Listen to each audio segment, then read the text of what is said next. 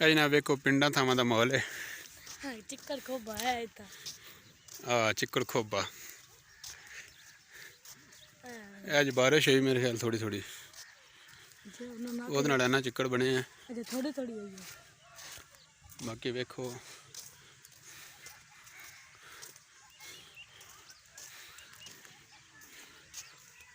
बदल आए बने ने, वेखो कैसा मौसम है।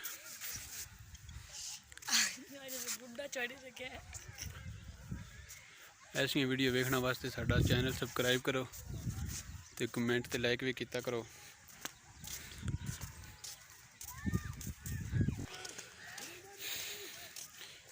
वेखो जनाब पिंडां दे रस्ते, कच्चियां सड़कां,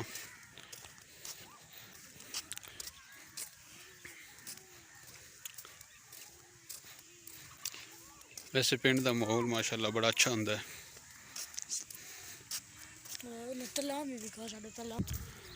वेखो जनाब पिंड दियां मज्जां,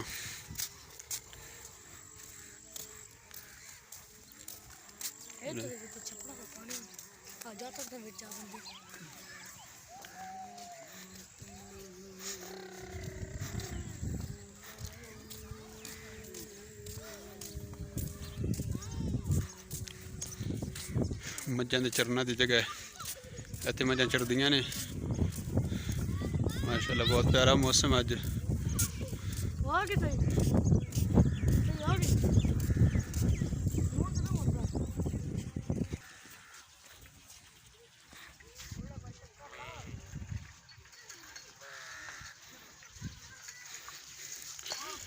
अगे जनाब भेडां चढ़दियां पियां ने हैं, पुराने जमाने दी यादां।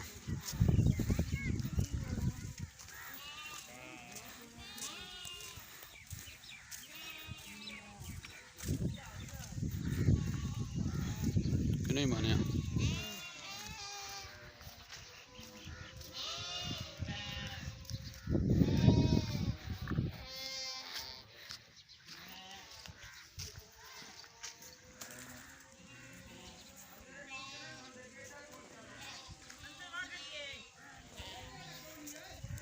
चलो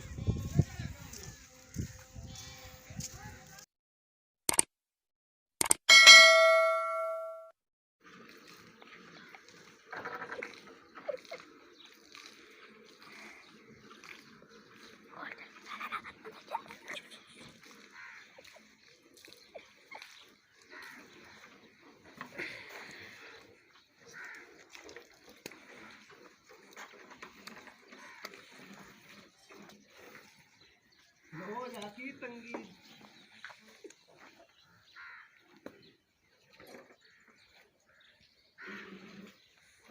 बाहर जाई माइथरान ने पिए चल मार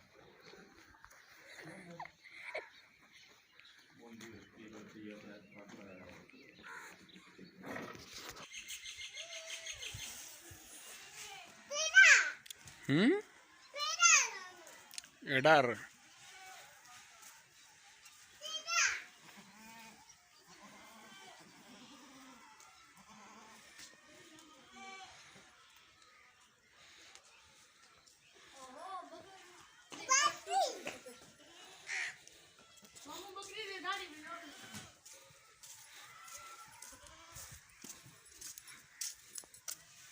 वीडियो बननी है।